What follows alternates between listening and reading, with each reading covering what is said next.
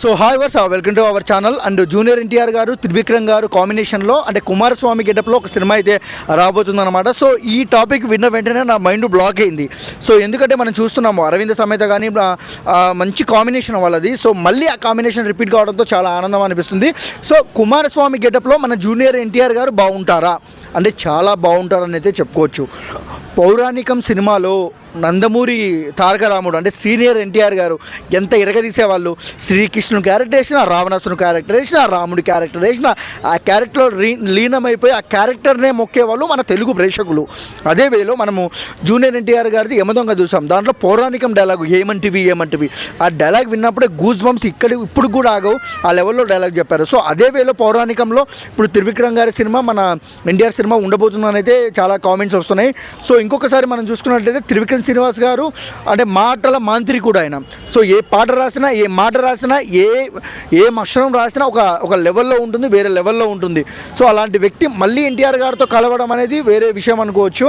So producer Nagavamsi గారు, so NTR గారికి, త్రివిక్రమ్ గారికి, నాగవంశీ గారికి చాలా సన్నిహితం ఉందని మనకు తెలిసినట్టు ఉంది. సో ఖర్చు గురించి ఎటువంటి వెనకాడకుండా గ్రాండ్ లెవెల్లో అయితే ఉంటుందని అయితే చెప్తున్నారు. సో ఎన్టీఆర్ గారు లైనప్ చూసుకున్నట్లయితే అంటే దేవరాజు చూసుకున్న, ప్రశాంత్ 31 డ్రాగన్ చూసుకున్నా, వాటర్ చూసుకున్నా, వామో అనేటట్టయితే లైనప్ అయితే ఉంది. సో ఈసారి ఎలా అనిపిస్తుంది మీకు ఎన్టీఆర్ గారు త్రివిక్రమ్ గారు కాంబినేషను సెట్ కావడంతో అనిపిస్తుంది. కొంతమంది ఫ్యాన్స్ అయితే భయపడుతున్నారు. ఎందుకంటే ఎన్టీఆర్ అంటే త్రివిక్రమ్ గారు లాస్ట్ సినిమా వచ్చేసి గుంటూరు కారం అంటే అనుకున్నంత విజయం సాధించలేదు, యావరేజ్గా నిలబడింది. సో ఈ సినిమా కూడా అలానే ఉంటుందేమో అని కొంతమంది భయపడుతున్నారు.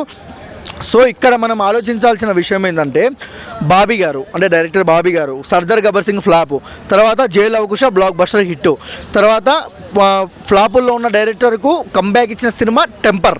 సో టెంపర్ కూడా బ్లాక్ బస్టర్ హిట్. సో మళ్ళీ మనం చూస్తాం దేవర ఆచార్య ఫ్లాప్ తర్వాత దేవర తీశారు, దేవర కూడా బ్లాక్ బస్టర్ హిట్.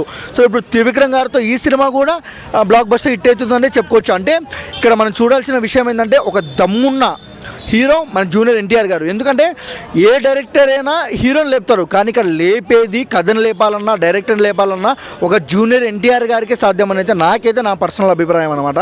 సో ఈసారి ఫ్లాపుల్లో ఉన్న త్రివిక్రమ్ గారికి బ్లాక్ బస్టర్ హిట్ రావాలని నేనైతే మనస్ఫూర్తిగా కోరుకుంటున్నాను. అంటే మన ఎన్టీఆర్ గారి గురించి మాట్లాడాల్సిన అవసరం లేదు, ఆయన అడుగు పెడితే హిట్ పక్కా. So waiting for Trivikram NTR combination. మా వీడియో మీకు నచ్చినట్టయితే please like, share, comment, subscribe and thank you for watching.